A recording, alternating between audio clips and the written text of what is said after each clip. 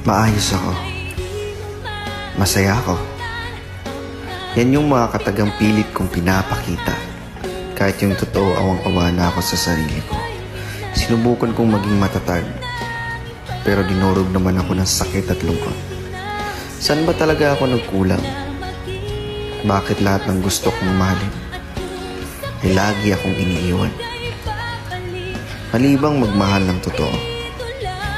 O di kaya mali lang talaga ako dahil minahal ko ng higit pa sa buhay ko? Maliit lang ang mundo ko at hindi ito tanggap ng karamihan. Kaya kung sino na lang yung nakaka-appreciate, okay na ako dun. Ang mahalaga, hindi ko pinipilit ang sarili ko sa kahit kanino. Mabuti naman isa nang makilala.